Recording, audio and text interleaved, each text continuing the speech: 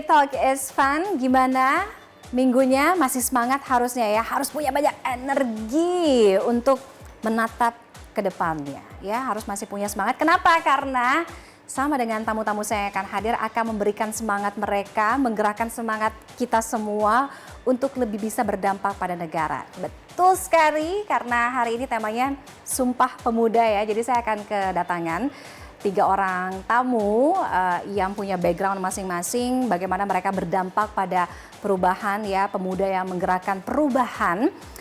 Salah satunya tamu saya yang pertama adalah seorang, kalau saya udah kasih kisi-kisinya pas sudah tahu nih, jenius matematika ya. Jadi lewat konten-kontennya di media sosial banyak memberikan inspirasi bagi para penontonnya. Siapa dia? Kita intip dulu. Konnichiwa. Welcome back to Jerome Goes to School. Muda, cerdas, dan inspiratif. Nama Jerome Pauline mungkin sudah tidak asing lagi di telinga masyarakat Indonesia. Nama lainnya adalah bilangan pangkat, berpangkat. Lewat konten edukatif yang ringan dan menghibur, Jerome berhasil membuktikan bahwa belajar bisa menyenangkan. Pria kelahiran 1998 ini mulai dikenal publik setelah membagikan kesehariannya sebagai mahasiswa matematika di Universitas Waseda Jepang. Jerome juga dikenal sebagai sosok yang mengedepankan nilai-nilai positif dan semangat belajar. Ia juga mendirikan Mantapukor yang mewadahi para kreator muda berbakat.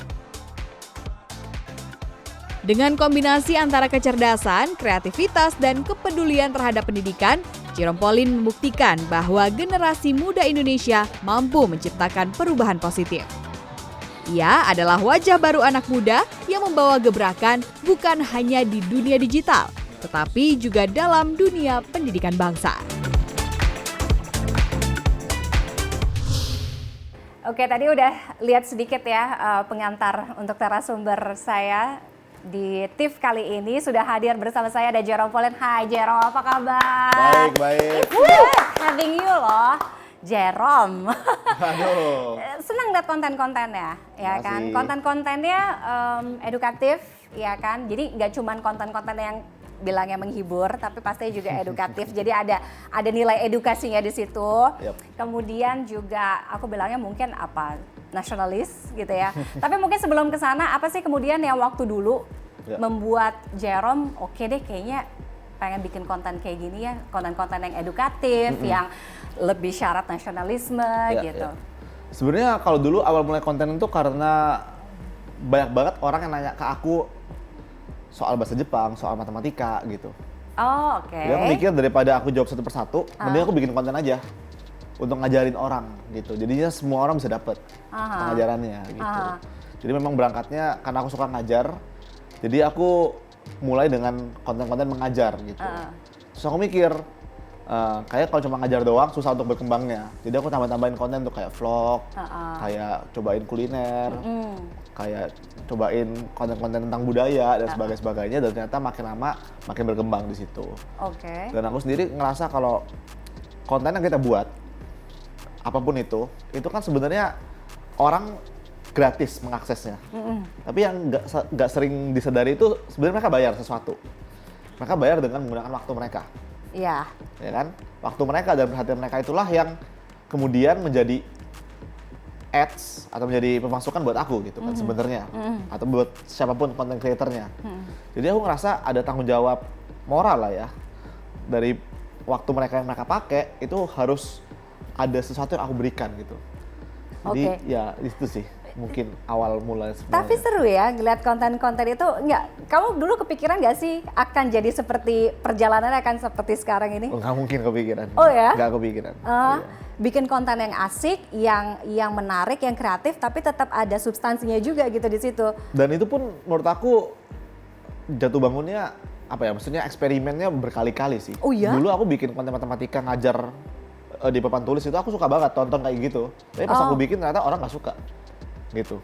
Yang terlalu susah misalnya. Akhirnya aku coba formula lain, coba pakai quiz, coba battle, coba nanyain orang di jalan dan sebagainya. Aku cobain banyak banget format yang akhirnya aku menemukan oh ini yang orang-orang suka gitu. Karena nggak bisa dipungkiri kalau terlalu idealis nggak bisa juga. Kalau terlalu idealis juga. Karena idealisme aku dulu ngajar matematika ya harus serius di papan tulis. Jadi kayak guru gitu ya? Kayak guru banget ya mungkin ada yang nonton, tapi yang nonton itu adalah orang-orang yang emang mau belajar. Tapi kalau kita mau mengedukasi luas, ya mau nggak mau kita harus masuk dari berbagai cara gitu. Oke, jadi perjalanannya itu butuh tidak hanya kreativitas, tapi juga inovasi. Termasuk mungkin gimana caranya Jerome ya memperkenalkan atau mempopulerkan identitas Indonesia, budaya Indonesia, salah satunya dengan kayak pakai batik gitu kan. Nah, apakah dengan cara-cara seperti ini juga kamu gimana untuk nge-approach gitu ya, untuk mengedukasi orang-orang, ini nih value Indonesia yang kita punya? Oke. Kalau aku sendiri mungkin itu ada jiwa nasionalismenya itu aku nggak tahu dapat dari mana sih sebenarnya. Mungkin ya. Itu dari kecil nggak sih? Lumayan. Oh ya, oke. Tapi ketika aku di Jepang, culture shock aku adalah mereka tuh nggak tahu itu tentang Indonesia. Masa sih? Iya, temen kan aku sama-sama Asia padahal kan ya? Yes, tapi maksudnya kita kan sangat tahu tentang Jepang. Karena kita mungkin dulu dijajah sama Jepang gitu kan. Jadi kita tahu banget tentang Jepang. Siapa yang nggak tahu tentang Jepang gitu kan?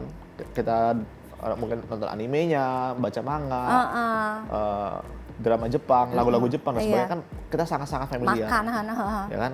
Tapi ketika aku ke sana, terus ketika aku masuk di kampus lah ya, mungkin di kampus ketemu orang Jepang sebelahku, aku ngomong aku dari Indonesia. Indonesia apa ya, dia bilang kayak gitu. Seriously, masa Seriously, sih? terus aku nanya, kamu tahu Bali gak? Oh ya Bali tahu. Aku bilang tahu gak kalau Bali itu di Indonesia gitu. Enggak. Nggak tahu. Aku kayak baru tahu. Oh ya Bali di Indonesia gitu. Terus aku tahu gak? Kayak aku nanya makanan Indonesia tahu gak apa gitu. Mereka taunya ya, mereka tahu Singapura, mereka tahu Thailand, Malaysia tahu. Tapi Indonesia tuh kayak nggak seumum itu gitu. Makanya aku di situ kayak, wah sedih juga ya gitu. Sedih banget rasanya gitu. Kayak ada rasa sedihnya tuh kayak aku mikir gimana nih caranya supaya Indonesia bisa lebih dikenal gitu. Ya aku juga nggak tahu untuk apa sih aku berusaha seperti itu, tapi mungkin ada panggilannya aja sih. Ada panggilannya, akhirnya di situ aku mikir aja gimana caranya supaya Indonesia bisa lebih dikenal. Karena Kak, restoran Indonesia di Jepang itu dikit banget. Yes. Dikit banget. Sedangkan restoran Thailand, restoran India atau Nepal itu banyak banget. Banyak banget. Ya kan? Vietnam loh banyak juga. Banyak. Ya, mereka temen-temenku kayak Dan kalau kebalikan Jepang di Indonesia, restoran Jepang di Indonesia, iya kan? Dan maksudnya kayak teman-temanku itu gak pernah kepikiran buat makan Indonesia sebelum kenal aku. Kayak makan Indonesia yuk gitu. Tapi sejak aku ajak mereka, terus mereka tahu, akhirnya mereka jadi kepikiran buat makan Indonesia gitu. Terus mereka bilang kayak kenapa selama ini aku nggak pernah coba makan Indonesia seenak ini gitu. Kayak contohnya lele goreng gitu. Mereka nggak pernah makan lele. Kayak mereka selalu kaget, hah lele bisa dimakan ya gitu. Catfish kan, karena orang Jepang kan nggak makan catfish secara umum gitu. Ternyata mereka suka banget lele goreng gitu. Akhirnya tahu tuh nikmatnya pecel lele pinggir jalan. Iya, benar. Akhirnya aku mulai kayak gitu sih. Aku percaya mungkin kayak efek air, ripple effect. Kayak satu orang bisa mempengaruhi orang lain gitu. Karena teman-teman aku sekarang mereka ngajak teman-teman yang lain, mereka ngajak orang tuanya buat makan. Jadi ya mungkin satu dampak itu bisa berdampak lebih besar lagi gitu. Dan aku sering ngajakin influencer atau youtuber Jepang yang mungkin punya base followers yang besar ya, lumayan besar, collab, aku ajak makan Indonesia. Jadi kan aku dengan harapan fans mereka yang nonton konten aku ini jadi penasaran juga sama makanan Indonesia. Iya. Oke. Itu cara satu anak muda bisa berkontribusi untuk Indonesia, untuk bangsa dengan caranya, ya kan? Tapi kan setiap anak muda punya cara yang beda-beda. Nggak harus semuanya kayak Jerome, ya kan? Nggak harus semuanya ngikutin apa yang Jerome lakuin kan. Nah, gimana Jerome bisa menginfluence gitu ya anak-anak muda lain, menggerakkan anak-anak muda lainnya juga bisa you can do something untuk Indonesia melalui cara kalian gitu. Yes. Gimana? Menurut aku memang kayak gitu sih.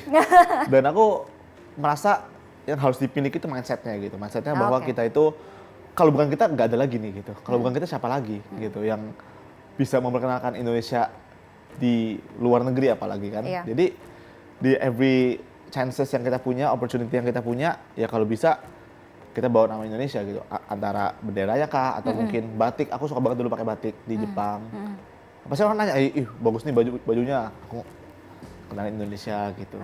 Mungkin dihadapi sekarang kan karena kita ada masuk di zaman digital kan dengan pemanfaatan media sosial ya. Sosial media sekarang berkembang banget. Nah, tapi kadang-kadang memanfaatkan media sosial hanya untuk pemuas dahaga sementara, untuk hiburan dan lain sebagainya. Tapi bagaimana sebenarnya kita juga bisa memanfaatkan ekosistem ini untuk do something, untuk berdampak gitu. Yes. Gimana? Ya kita bisa dapat contoh kemarin yang pacu jalur lah ya. Itu kan gara-gara sosial media Indonesia, dan maksudnya sosial media kita itu kan dengan Mark Marquez yang juga salah satunya. yes, kita kan market size kita kan gede banget, dan pengguna kita kan banyak banget gitu. Kita sangat-sangat bisa untuk bikin sesuatu yang viral. Buzzing something itu bisa banget gitu. Banget. Nah tapi kan kayak kemarin nih, kalau misalnya ada sinergi dari orang-orang ini dan ada plan yang jelas dari misalnya let's say pihak kementerian atau pemerintah, itu akan jadi suatu sinergi yang bagus banget. Oke, kita coba bikin ini viral ya, misalnya ini. Kalau ini viral nanti bakal kayak gini gitu. Kalau kemarin kan pacu jalur viralnya nggak sengaja. Iya. Dan harusnya kan abis viral harusnya langsung ada tindakan apa gitu kan, kayak. Jadi kayak sustain-nya lah ya. Sustain-nya, karena aku lihat juga banyak orang kayak kasih saran gitu. Aku bilang bagus banget nih gitu. Misalnya kayak langsung diadain lomba pacu jalur, undang internasional YouTuber atau influencer datang terus ngerekam itu dan sebagainya gitu kan. Jadi langsung nyobain gitu langsung kayak gercep gitu. Iya. Tapi kalau kita ngeviralin sesuatu tanpa kita tahu kedepannya bakal ada apa atau ya bakal itu yang kejadian selama ini ya udah, ya viral abis itu on off gitu. Kayak ya gitu sih menurut aku. Apa ya Kak? Ngerti gak sih? Maksudnya kayak menurut aku zaman sekarang tuh orang-orang udah bisa pinter gitu. Udah makin pinter dan udah bisa kayak melihat aku mau ngelakuin sesuatu kalau ada efeknya di masa depan. Atau ada efeknya gitu buat Indonesia. Kalau aku ngelakuin sesuatu terus kayak gak ada efeknya, ya ngapain aku lakuin?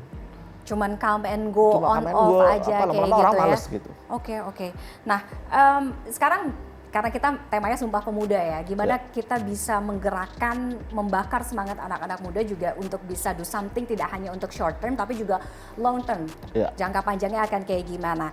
Nah, apa mungkin pesan Jerome yang bisa Jerome bagiin ke anak-anak muda di luar sana yang sekarang mungkin masih mencari jati dirinya, masih ya mungkin apa ya, aku mau ngapain ya gitu nextnya. Iya. Pesanku tuh selalu sama sih mungkin ya di setiap wawancara atau seminar gitu. Kita itu punya waktu yang sama jumlahnya di semua orang gitu, di semua kehidupan kita semua punya jumlah waktu yang sama. Yang membedakan adalah bagaimana kita menggunakannya gitu. Dan waktu itu seberharga itu yang bisa membuat kita mendapatkan value dalam hidup kalau kita menggunakan waktu dengan baik gitu. Jadi ada 3 aset dalam kehidupan ini, waktu, uang, dan networking. Kita semua nggak lahir dengan uang dan networking yang sama, tapi kita lahir dengan waktu yang sama. Dan bagaimana waktu ini ketika kita menggunakannya dengan baik, kita bisa dapetin uang dan kita bisa dapetin network yang baik. Ketika kita bisa mengupgrade diri kita, mengupgrade skill kita sampai level tertentu gitu. Karena kan orang dengan level yang sama saling attract each other gitu. Pasti. Ya jadinya di bidang kita masing-masing, kita gunain waktu kita dengan baik, kita kembangin diri kita sebaik-baiknya di satu bidang yang kita suka. Dan dari situ kita pasti bisa berdampak besar sih. Sebagai perwakilan anak muda, gimana memaknai Hari Sumpah Pemuda, ya kan, di zaman yang sekarang? Yap. Di zaman yang sekarang ya, aku ngerasa dari dulu sampai sekarang, kita sebagai pemuda itu, kita mesinnya, kita penggeraknya gitu. Kita penggerak, karena aku makin kesini, mungkin makin berumur ya, makin merasakan realistis aja lah gitu. Oh oke. Dulu jadi perspektifnya agak berubah ya. Iya, makin lama kayak mungkin energi berkurang. Tapi iya sih benar. Ya udah realistis aja lah gitu. Benar. Udahlah main aman aja lah, yang nyaman aja. Tapi ketika aku masih lebih muda dari sekarang maksudnya, itu kan kayak nyoba sesuatu, banyak ya nyoba apa kayak lebih energinya lebih meledak-ledak gitu. Iya. Lebih nggak mikir kan. Lebih nggak mikir kayak lebih belum tertampar realita. Iya, lebih ya berani kan? dan belum tertampar realita. Benar. Ya kan? Tapi justru orang-orang yang seperti itu yang bisa menggerakkan, yang bisa mengubah gitu.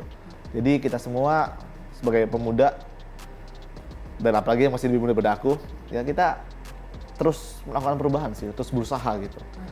Dan harapannya adalah kalau memang kita nggak bisa mengubah yang atas, at least diri kita, di generasi kita atau generasi bawah-bawah kita. Itu sih harapanku. Oke. Jadi- Pemuda sekarang masih punya harapan Tante Sian. Aku ngerasa, oke, mungkin aku nggak bisa mengubah sistem atau nggak bisa memperbaiki yang sekarang. Tapi harapanku adalah dengan perjuangan kita yang sekarang ini, itu bisa dilihat generasi bawah kita, bisa dilihat generasi bawahnya lagi. Jadi bisa terus gitu. Ada apa bilangnya mungkin kayak warisan untuk ke Yes, bawahnya. warisan ke bawahnya at least makin lama makin bener gitu.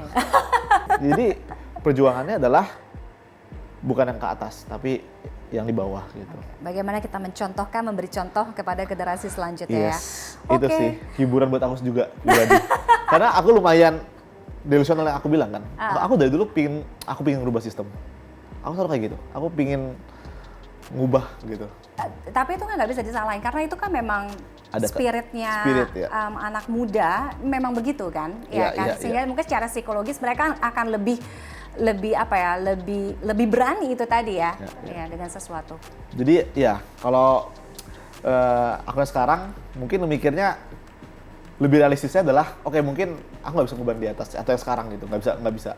Tapi aku bisa ngubah yang berikutnya gitu. At least perjuanganku berguna untuk generasiku dan bawahku gitu. Oke. Itu hiburan yang aku taruh ke diriku sendiri sih. Gitu. Thank you for coming Jerome. Thank Makasih you. banyak. Jerome sukses selalu ya. Terima kasih. Mudah-mudahan kita selalu punya harapan, kita harus selalu bisa optimistis bahwa kedepannya akan semakin lebih baik lagi ya. Amin. Kalau kita tidak yang memulai, bukan kita yang memulai, siapa lagi intinya lagi. itu kan ya. Oke, thank you for coming Jerome. Thank you so much for having me. Dan usai jeda, Talk Evan masih akan kembali. Saya masih akan kedatangan tamu lainnya yang juga membuat sebuah perubahan, ya kan? Mungkin perubahannya belum total, tapi setidaknya dia sudah bergerak untuk dunia. Siapa dia? Tetaplah bersama kami. Intinya nggak ada siapapun manusia yang berhak untuk digenosida live stream, dan di mana manusia-manusia lain diam ngelihat itu semua. Aku lebih takut kemanusiaan itu hilang.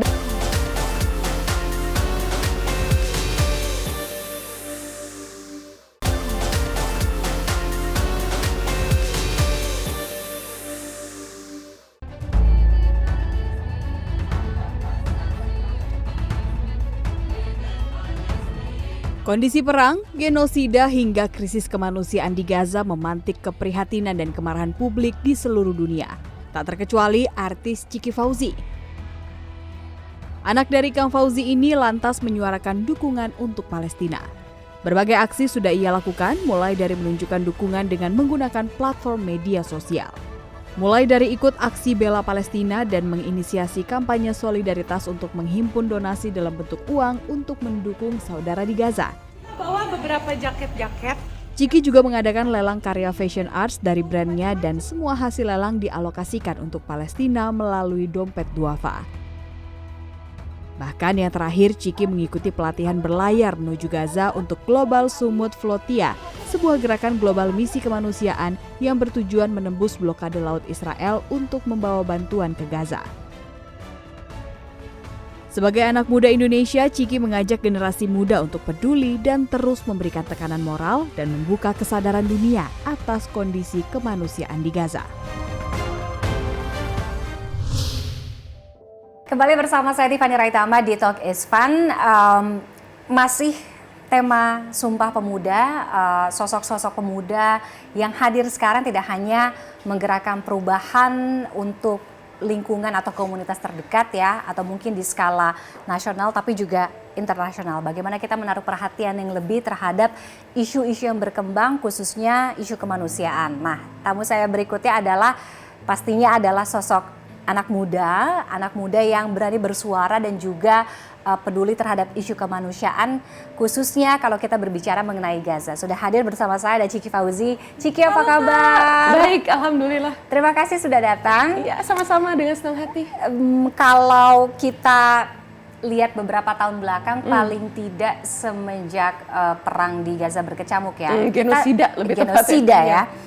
Kita selalu ingat salah satu mungkin sosok yang begitu kencang menyuarakan isu kemanusiaan di Gaza adalah Ciki. Waduh, salah, aku cuma cimit-cimit doang.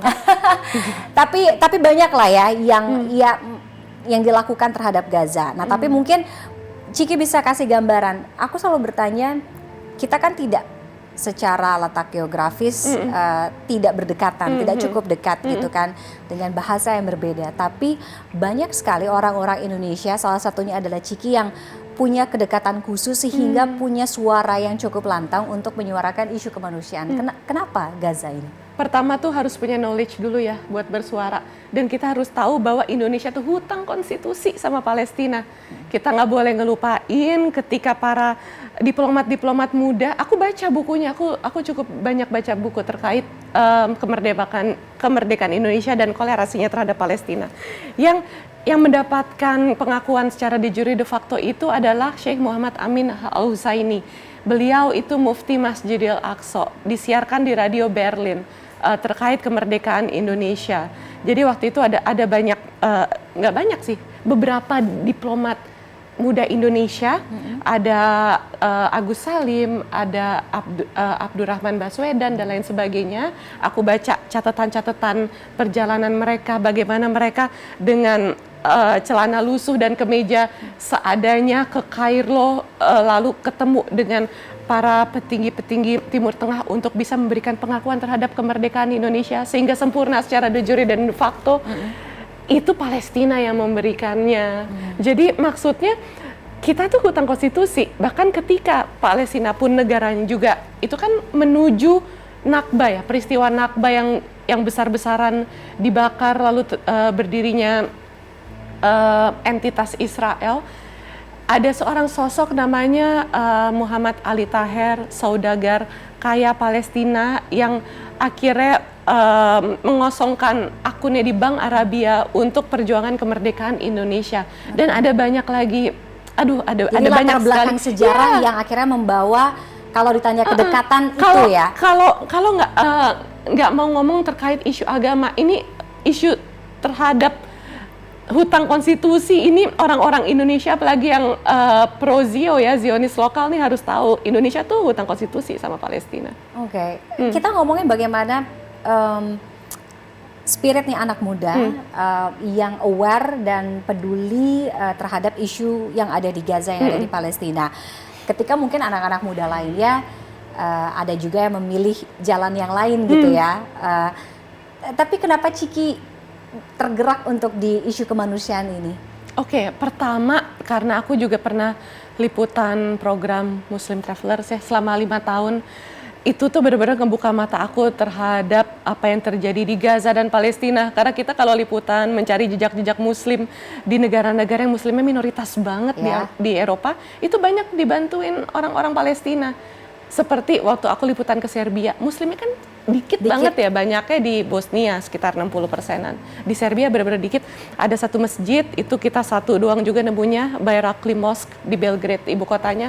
Ternyata menghidupi orang-orang Palestina, orang-orang Gaza yang masih ngalungin ini kunci rumahnya, dijadiin kalung. Ternyata itu adalah ketika peristiwa Nakba, mereka diusir secara massal dari desa-desa dan dibakar, lalu dibangun pemukiman ilegal Israel. Jadi aku sangat terpapar dengan Palestina karena waktu itu pernah nge-host program Muslim Travelers selama 5 tahun. Jadi ketika ada banyak series of pembantaian, bahkan sebelum 7 Oktober, itu aku nggak bisa diem. Makanya aku mulai bikin Palestine series di brand aku. Gitu. Awalnya satu produk doang, jaket. Lalu tiba-tiba, aduh nadinya di sini nih, karena emang mungkin background aku aktivisme. Jadi ketika aku bikin brand, itu tuh ketika ada nafas aktivismenya aku gacor banget. Wah, gambar apa produksi semuanya. Lebih ngalir tujuannya gitu ya? adalah menduplikasi semangat aktivisme lewat pop culture, lewat produk. Gitu. Ketika pertama kali berangkat ke Gaza, bulan apa, Ci? Agustus ya. Agustus ya? Iya, aku ke Tunisia. Ke Tunisia, Dan, lewat...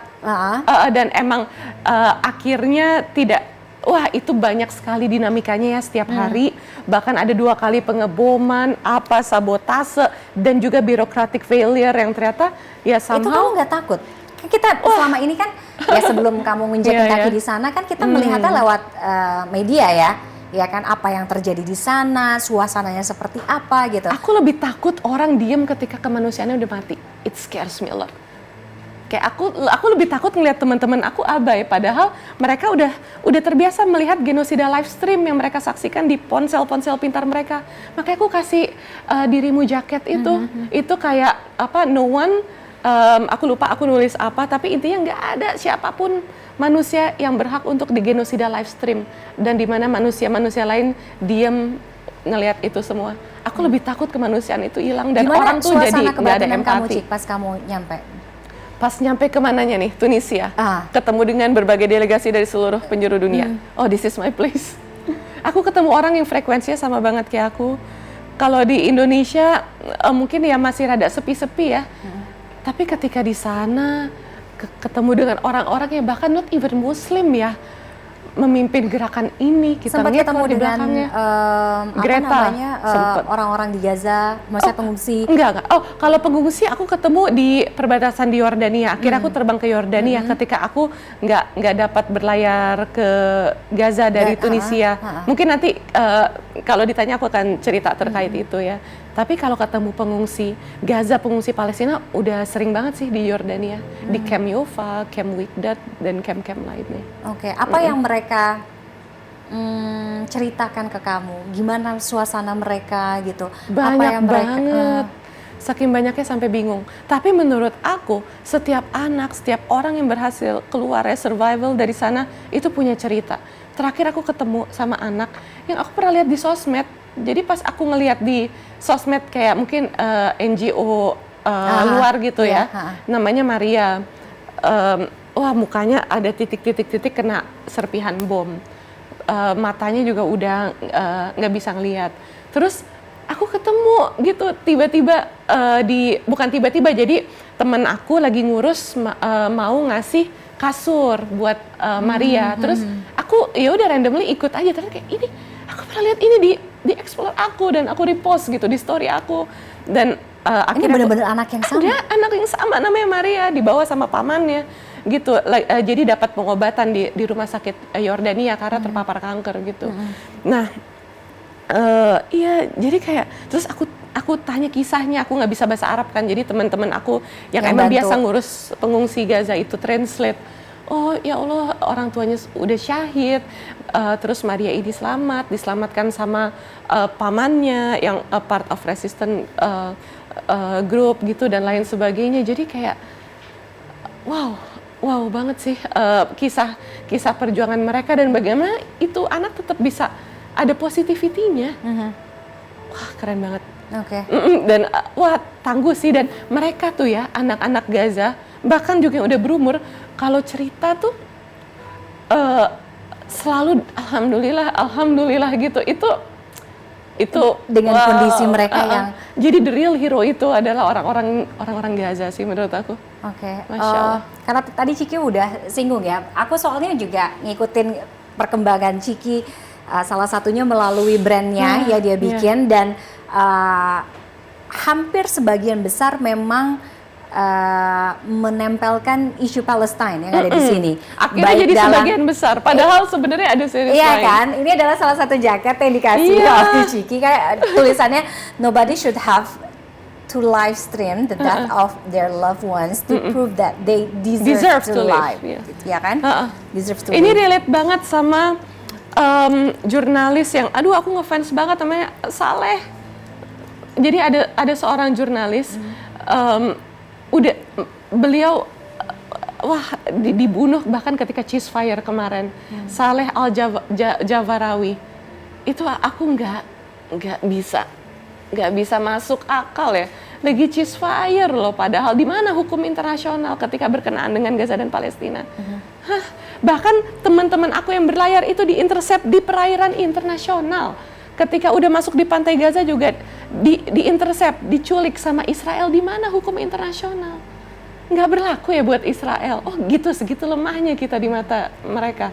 Itu kayak nggak habis pikir. Care of aku. mind ya. Oke. Ngelihat karena concern Ciki adalah isu kemanusiaan, apa yang terjadi genocide yang ada di Gaza. Banyak anak-anak muda sekarang yang mungkin aku pikir juga punya perasaan yang sama, punya bentuk kepedulian yang sama, tapi mungkin belum punya kesempatan yang lebih seperti Ciki gitu ya, dan juga beberapa teman lainnya terhadap apa yang terjadi di Gaza, yang terjadi di Palestina. Nah, apa kemudian mungkin message yang mau Ciki sampaikan ke teman-teman di luar, anak-anak muda gitu ya? Kenapa kita harus peduli dengan Gaza? Dan selain Gaza pun, kenapa anak-anak muda harus punya standing position, harus punya keberanian suara yang lantang untuk isu-isu yang terjadi gitu. Ini terjadi ke mereka, ini bisa loh terjadi ke kita kalau kita diam aja. Menurut aku ya, dan kayak kenapa mungkin akhirnya aku jadi bisa dapat banyak kesempatan, karena ya mungkin ini perjuangan yang udah lama aku perjuangkan. Dan kita akan dipertemukan dengan apa-apa yang kita cari, apa-apa yang kita usahakan, akhirnya bertemu dengan orang-orang yang satu frekuensi. Dan sebenarnya ini adalah salah satu isu yang mungkin aku ngomong ini dari sisi Islam ya, karena aku Muslim, tapi ini relate juga sebenarnya ke situasi Indonesia sekarang yang dimana IQ-nya juga sekitar 70-an ya ternyata rata-ratanya. Jadi sekarang nih kondisinya adalah the ummah of reading is not reading. Kita kan the ummah of ikro ya, tapi kita tuh kurang belajar, kita kurang educate ourselves. Jadi itu kelemahan kita. Jadi kita juga harus menguatkan terkait basis-basis keilmuan kalau kita mau bergerak atas dasar kemanusiaan dan berkenaan dengan aktivisme. Jadi harus banyak baca, harus banyak belajar, harus banyak berinteraksi, karena interaksi itu melahirkan aksi-aksi nyata. Dan Ciki akan terus ada di posisi yang sama kayaknya untuk sih, isu Gaza? Kayaknya kalau aku udah semakin banyak terpapar dengan kenyataan ini dan memilih diem, aduh. Kamu sebagai anak muda kita masih punya harapan untuk Gaza? I will keep fighting dengan orang-orang yang emang satu frekuensi ya. Kalau yang nggak peduli dan melemahkan perjuangan, bodo amat gitu. Karena kita ada standing position yang jelas gitu ya, firm. Ya akan terus sih Gaza dan Palestina ya. Tujuannya sih the whole Palestina itu merdeka. Karena sekarang nih ibaratnya wah kalau masih ada Israel itu penjajahan masih terus ada. Coba aja ke Yerusalem ngelihat itu penjajahannya real seperti apa. Mereka terus menganeksasi besar-besaran West Bank. Bahkan ketika ceasefire itu dikumandangkan, ya masih ada terjadi pembunuhan terhadap Saleh Al-Jabarawi. Salah satu jurnalis yang aku look up banget, sedih banget ngeliatnya. Masih ada bentrok antara petani-petani zaitun yang terus-terusan dianeksasi sama mereka IOF itu. Jadi nggak di West Bank, not even ada Hamas. Tapi itu penjajahannya real. Kita tentunya berharap yang terbaik, kita masih optimistis bahwa akan ada perubahan. Tidak ada lagi tontonan seperti yang kita lihat sekarang teruslah berjuang untuk isu-isu kemanusiaan, teruslah menginspirasi khususnya mungkin untuk anak-anak muda di luar sana yang juga tujuannya bukan inspirasi sih, ini bare minimum sebagai manusia. Aku tuh nggak pernah tujuan buat menginspirasi atau apa gitu ya dilulukan. Aku tuh justru menghindar dan takut ujub, tapi aku tuh pengen orang tuh lebih pakai empati dalam bergerak. Ini bare minimum sebagai manusia loh. Keep on fighting. Yeah, I will. And thank you for coming. Terima kasih sekali lagi Ciki, sukses untuk brandnya, amin, ya kan, dan sehat selalu tentunya. Terima kasih sudah datang di Talk Is Fun kali ini. Sama-sama. Selain Ciki, kalau Ciki tadi mungkin untuk yang lebih relate ya, anak muda yang peduli dengan isu kemanusiaan di Gaza. Nah, usai jeda berikut ini saya juga akan kedatangan ada satu tamu, tentunya juga masih anak muda yang punya kepedulian besar terhadap para pengidap skizofrenia. Sesaat lagi, tetaplah di Talk Is Fun. Tapi menyanyi itu buatku membangun kemanusiaan dan membangun interaksi sosial yang udah lama keputus karena mereka mengalami masalah kejiwaan.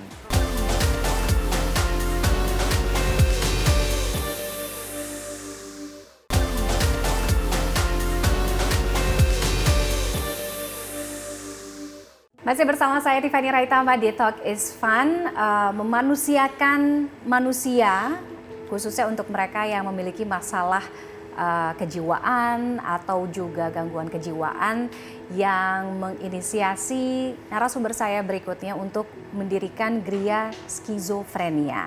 Nah, apa yang melatar belakangi, kemudian bagaimana proses perjalanannya ingin menciptakan atau membuat sebuah perubahan nyata khususnya untuk mereka yang memiliki masalah kejiwaan. Sudah hadir bersama saya ada Triana Rahmawati. Mbak Tria, apa kabar? Baik, Kati. Terima kasih sudah jauh-jauh datang dari Solo ya untuk sharing di sini. Ini adalah sosok anak muda yang luar biasa buat saya karena dulu mungkin masih di usia berapa pertama mendirikan Gria Skizo? Itu tuh aku masih kuliah S1 di semester 5, ya mungkin masih 20-21 ya. Di saat anak-anak di umur segitu mungkin masih berpikir untuk menjadi konten kreator gitu ya, entrepreneur, sementara Mbak Tria berpikir untuk memuliakan manusia, mungkin aku sebutnya seperti itu ya, dengan mendirikan Gria Skizofrenia. Apa yang melatar belakangi itu? Nah, ternyata di dekat di lingkungan sekitar aku itu adalah tempat untuk orang-orang dengan masalah kejiwaan yang dititipkan sama keluarganya setelah mereka keluar dari RSJ. Karena di RSJ itu kan ada batas waktu maksimum. Habis itu mereka harusnya pulang ke rumah, tapi biasanya keluarganya tuh nggak sanggup, ditaruh di panti-panti itu, dan itu ada di sekitar kosku. Jadi tanpa aku sadari mereka tuh bareng sama aku, misalnya beli makan bareng, terus kita suka di satu tempat makan bareng kayak gitu. Nah, waktu itu pas bulan Ramadan sore aku mau beli bukaan puasa gitu ya. Bapaknya juga sama, kita tuh duduk di angkringan. Kalau di Solo kan banyak banget angkringan ya. Nah, di sana tuh bapaknya tuh azan. Masalahnya tuh kan azan maghrib krusial ya. Terus aku nanya ke yang jual, "Bu, iki wes azan toh, Bu?" Terus ibunya tuh jawab, "Alah Mbak, rasa digubris iku wong edan." Mungkin kalimat itu tuh kayak spontanitas ya, tapi kalimat itu tuh ngena banget di aku sebenarnya. Nggak usah digubris, itu orang dengan masalah kejiwaan, itu orang dengan gangguan jiwa. Kok mereka manusia, lupa dimanusiakan, mereka masyarakat, kok nggak dimasyarakatkan. Dari situ akhirnya aku ngerasa, apa ya yang bisa aku lakukan atau aku kasih kontribusi buat mereka, buat hidup mereka. Jadi gara-gara sesederhana itu aja trigger ngebuat aku belajar baca jurnal tentang masalah kejiwaan, ngeriset tentang masalah kejiwaan, dan menemui mereka di panti-panti itu, ngeriset kondisi mereka gimana. Oke, terjun langsung itu tidak mudah tentunya. Betul. Berhadapan dengan orang yang memiliki masalah kejiwaan. Betul. Ya kan, karena tidak hanya harus berbekal teori tapi juga kemampuan lebih. Nah, bagaimana kemudian Mbak Tria bisa lebih lanjut lagi mengobserv gitu? Dulu tuh aku pas ketemu sama mereka sebagai orang yang nggak punya background di psikologi atau kedokteran gitu kan, background aku sosiologi ya, kemasyarakatan gitu. Terus habis itu yang kedua, keluarga aku juga nggak ada riwayat yang mengalami masalah kejiwaan, jadi aku nggak punya pengalaman sebelumnya. Ada rasa takut karena kan dulu media itu memframingnya pas mereka marah, ngamuk kayak gitu. Nah terus habis itu tapi aku mikir, dia manusia, aku manusia. Dia punya hati, aku punya hati. Yang gimana aku punya prinsip, kita tuh gimana kita ke orang lain, itu adalah orang lain ke kita. Jadi waktu itu aku ngebangun interaksi sosial pertamaku adalah dengan nyanyi. Jadi kalau misalkan ketemu sama mereka, aku nggak tahu harus ngobrol apa, jadi aku langsung nanya, "Hari ini pengen nyanyi apa?" gitu. "Mau nyanyi balonku?" "Oke, aku temenin nyanyi balonku." Nanti baru aku tanya, "Kenapa suka banget lagu balonku?" gitu. Jadi dari situ, jadi aku berpikirnya apa yang paling bisa membuat orang bahagia? Musik. Nah, berarti kita harus mulai dari musik dengan cara nyanyi gitu. Nggak peduli suaranya seburuk apa atau sefals apa, tapi menyanyi itu buatku membangun kemanusiaan dan membangun interaksi sosial yang udah lama keputus karena mereka mengalami masalah kejiwaan. Oke. Untuk di Gria Skizofrenia, ini saya sempat nanya sebelumnya. Ada ODMK, Betul. orang dengan masalah kejiwaan. Betul. Yang mungkin lebih kita familiar adalah ODGJ, orang betul. dengan gangguan kejiwaan, ya kan? Betul. Apa bedanya? Bedanya ODMK sama ODGJ ya. Kalau ODMK itu mereka tuh belum mengalami gangguan jiwa, tapi beresiko mengalami gangguan jiwa. Karena kita semua orang kan punya jiwa ya Kak. Nah kalau misalkan yang ODGJ, dia tuh udah sampai mengalami gangguan kejiwaan, biasanya yang nangani udah psikiater, terus habis itu akan mempengaruhi perasaan mereka, perilaku mereka. Contoh kita sering dengar bipolar tuh mood swing, tapi beda mood swingnya antara bipolar dengan orang pada biasanya. Mood swingnya tuh emang cepet perubahannya. Nah itu di luar kontrolnya mereka dan biasanya akan diterapi obat untuk membantu mereka. Nah jadi kalau kita tuh merasa kayaknya jiwa aku nggak baik-baik aja deh gitu, itu belum tentu ODGJ, bisa jadi ODMK. Makanya kita perlu konsul ke psikolog buat memastikan. Tapi kalau misalkan kita udah nggak bisa, misalkan kita sedih tanpa sebab dan itu nggak bisa kita jelaskan gitu ya, biasanya tidur nggak bisa tidur atau terganggu, nah itu biasanya mungkin ke ODGJ. Jadi ODMK itu baru beresiko, ODGJ itu sudah mengalami masalah kejiwaan itu sendiri. Kalau di diabetes tuh ada namanya prediabetes, ada diabetes. Untuk dokter menegakkan diabetes itu tuh butuh proses yang panjang dengan pengecekan yang banyak. Nah, tapi kalau prediabetes selama skornya gini, ini tanda-tanda nih menuju ke sana, tapi belum diabetes. Bagaimana kemudian gria skizofrenia ini bertumbuh dan juga berproses, ya kan?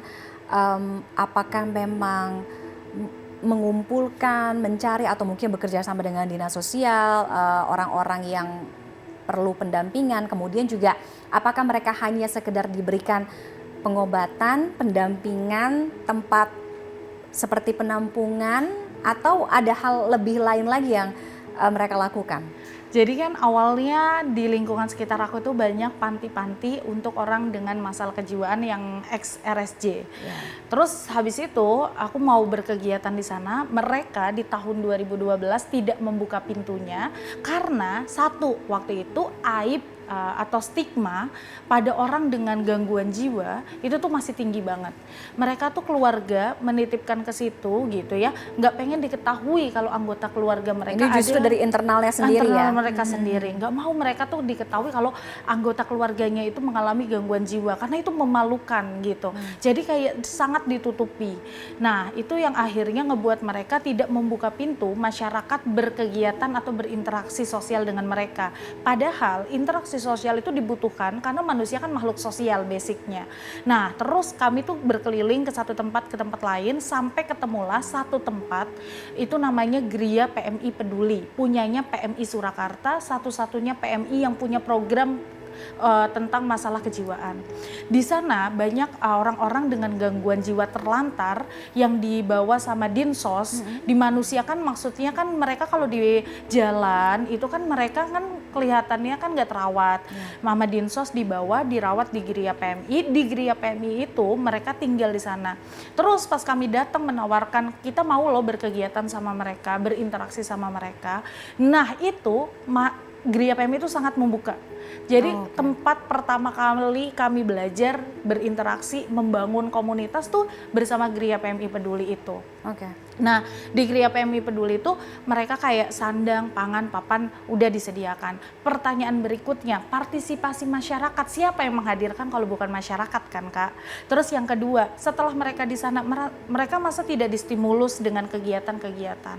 Dan yang ketiga, sebenarnya kata kuncinya, kita tuh pengen interaksi sosialnya terbangun dengan baik. Dengan cara Gria Skizofren mengajak lebih banyak masyarakat aware, peduli, bertemu dengan mereka, berinteraksi, berkegiatan, membuat sesuatu yang akhirnya itu tuh bisa menjadi campaign kalau orang dengan masalah kejiwaan itu tidak semenakutkan itu dan punya karya. Gitu. Dan contohnya mungkin bisa di...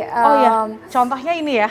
Ini tuh prosesnya panjang banget ya Katif. Dulu tuh aku mikir orang dengan masalah kejiwaan atau orang dengan gangguan jiwa gitu ya, itu tuh cuman bisa kerja-kerja otot. Jadi aku tuh kayak bikin pisang, goreng, jualan gorengan sama mereka. Tapi ketika mereka masuk RSJ itu berhenti kan. Nah dari situ kan kita punya kegiatan art therapy. Art therapy itu mereka menggambar. Dari hasil gambarnya gitu ya, kita kasih tahu ke klien-klien kita, ini hasil gambar mereka gitu, siapa yang mau dijadikan produk souvenir. Nah jadilah ini salah satunya. Jadi ini gambarnya mereka gitu ya, ini dipesan untuk orang-orang menjadikan ini souvenir customize-nya mereka. Dijual ya? Dijual. Jadi intinya ini juga sekaligus untuk mematahkan stigma bahwa orang dengan masalah kejiwaan atau gangguan kejiwaan itu gak bisa ngapa-ngapain. Betul. Yang pertama suka dibilang gak bisa ngapa-ngapain, gak punya karya, beban. Jadi stop gitu di pengobatan aja udah ya? Betul. Nah padahal art terapi itu kan membantu mereka untuk ya healing lah ya bahasa kita. Terus yang kedua dari art terapi itu ternyata hasil gambar mereka luar biasa, bagus gitu ya. Dan yang ketiga customer suka kok gitu. Nah yang terakhir sebenarnya yang kita jual itu bukan barangnya, tapi adalah kampanyenya. Kampanyenya adalah orang dengan masalah kejiwaan itu juga punya karya. Oke. Gitu. Oke. Kita melihat bagaimana ini bisa berdampak ya, berdampak membuat perubahan nyata. Betul. Nah, bagaimana kemudian kalau tadi Mbak Tria mungkin udah sampaikan juga dulu itu dianggap sebagai aib, tapi mungkin semakin berubahnya zaman lebih banyak orang yang lebih peduli, tapi Betul. masih ada stigma itu tentunya ya kan. Betul. Nah, bagaimana menggerakkan khususnya mungkin anak-anak muda yang sekarang juga bisa lebih aware, lebih peduli lagi di daerah-daerah lain dengan ODMK. Nah, anak-anak muda hari ini kan lekat sama informasi tentang masalah kejiwaan, tentang gangguan jiwa. Sosial media banyak banget. Sosial media ngebahas mental health luar biasa, riset tentang mental health juga luar biasa. Nah, gimana caranya kita ngajak anak-anak muda? Yang pertama adalah konsistensi. 2012 sekarang 2025 ya kan. Ini udah panjang banget konsistensi yang dibangun. Terus yang kedua adalah campaign di digital media sosial. Kayak yang kita lakuin hari ini kan bagian dari kita mengkampanyekan bagaimana masyarakat itu lebih aware dan terbuka sama isu kesehatan mental. Dan yang ketiga adalah kita mengangkat orang-orang dengan masalah kejiwaan itu bukan lagi tentang penyakitnya aja, tapi kisah-kisah inspirasinya yang ini menurutku belum banyak diolah sama masyarakat gitu. Nah dari situ anak-anak muda tuh menawarkan dirinya sendiri, Katif.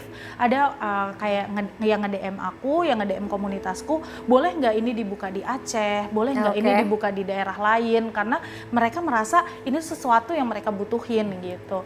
Itu yang pertama. Terus yang kedua, banyak banget teman-temanku yang dulu mereka volunteer, kan sekarang udah sibuk kerja ya, mereka tuh bilang kayak boleh nggak kami tuh berdonasi gitu. Jadi artinya kebaikan itu bisa sustainability ketika apa?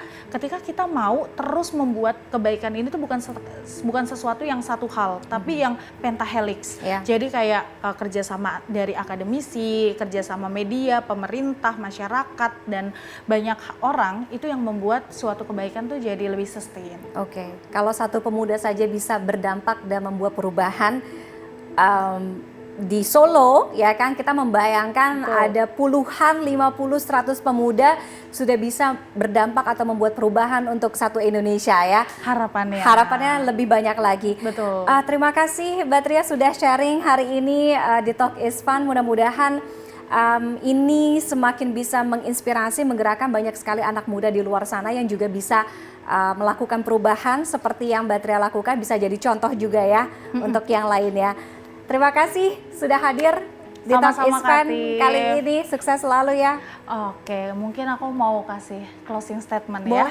Closing statementnya adalah kalau kita ngerasa kebaikan kecil itu nggak mengubah apapun, coba lakukan kebaikan kecil itu dalam waktu yang panjang. Nanti kita bisa lihat apa sih yang dilakukan sama kebaikan kecil ini, gitu Kati.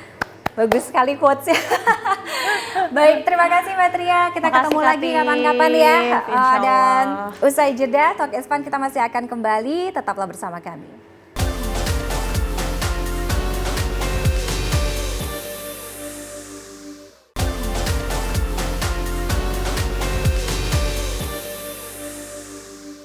Masih bersama Talk is Fun dan kini saatnya saya kasih referensi ya untuk Anda dari cnnindonesia.com dalam Hot Topics. Yang pertama dari hiburan yang masih cari referensi, kira-kira nanti sore mau nonton film apa ya, atau mungkin drama Korea apa yang pas untuk ditonton sore hari. Nah, saya punya ini beberapa referensinya. Kita lihat, ada beberapa drama Korea yang bisa jadi pilihan Anda di waktu senggang. Pertama ada Pilot, dibintangi oleh Jo Jung Suk, bercerita tentang seorang pilot yang berpura-pura menjadi perempuan untuk tetap mempertahankan profesinya. Kemudian ada juga nih drama Love Resort yang berkisah tentang pasangan suami istri yang hampir bercerai, namun 30 hari menjelang perceraian keduanya mengalami kecelakaan mobil hingga sama-sama mengalami amnesia. Nah, kondisi itu memicu kehidupan baru di antara mereka, terutama rasa cinta keduanya yang bersemi kembali ya, yang muncul kembali. Kita bergeser berikutnya ke teknologi. Kadang-kadang kok tiba-tiba handphonenya itu nggak bisa di-charge ya, atau nggak bisa ngisi daya ya. Kenapa tuh kira-kira? Ini dia mungkin tanda-tandanya jika Anda pernah mengalami ponsel yang tidak dapat mengisi daya, ada beberapa langkah untuk bisa Anda cek. Pastikan bahwa HP-nya benar-benar tidak menyala atau mungkin hanya layarnya yang tidak responsif. Lalu melihat indikator penanda proses pengisian berlangsung. Kalau lampu indikator berkedip merah atau sama sekali nggak ada reaksi, kemungkinan besar sih masalahnya ada di perangkatnya. Selanjutnya penting juga untuk mengecek ya, memeriksa komponen pengisian daya mulai dari kabel, kemudian adaptor, stop kontak hingga tes mungkin dengan coba ya charger lainnya. Berikutnya dari dunia olahraga yang lagi rajin banget olahraga tapi kok ngerasa kok kayaknya badannya cepet banget capek, cepat banget lelah. Kenapa tuh kira-kira? Ahli kedokteran olahraga mengatakan penting untuk mengetahui kondisi tubuh saat dinilai terlalu lelah saat berolahraga. Ada 2 cara nih, yaitu raba dan hitung denyut nadi. Selain itu bisa juga memanfaatkan teknologi pengukur denyut jantung digital, di mana seseorang juga bisa mendeteksi kelelahan akibat olahraga melalui sinyal-sinyal yang dikeluarkan oleh tubuh. Misalnya perasaan sesak atau mungkin sakit yang nggak biasa di bagian dada. Nah, berikutnya yang suka banget buah mangga, coba angkat tangan. Saya suka banget buah mangga. Oke, suka juga buah mangga ya. Kadang-kadang kalau misalnya kita ke pasar atau ke supermarket gitu ya, banyak sekali tumpukan buah mangga, tapi bingung nih, ini milih mangga yang manis itu ya mangga yang mana ya? Kita cuma biasanya apa? Dipegang-pegang aja. Tapi ternyata ada juga cara lainnya. Untuk yang suka mangga, ada tips untuk memilih mangga yang manis. Nah, pilih nih mangga dengan kulit yang mulus, kencang. Pilih juga mangga dengan tekstur lembut, jadi nggak terlalu lunak. Jangan fokus di warnanya, karena bukan warnanya saja ya sebagai penanda bahwa buah ini matang. Mangga yang matang dan manis itu biasanya menghasilkan suara yang dalam dan agak berat. Mangga yang matang dan manis juga umumnya memiliki bentuk bulat dan agak gemuk. Lalu, mangga yang matang yang enak ini akan mengeluarkan wangi manisnya sendiri dan ada kayak aroma-aroma floral, terutama di bagian pangkal tangkainya. Oke, itu tadi hot picks kita minggu ini. Mudah-mudahan berguna, bermanfaat untuk Anda. Dan juga sekaligus menutup Talk is Fun di minggu kali ini. Kita jumpa lagi di episode berikutnya. Saya Tiffany Raitama pamit. Sampai jumpa.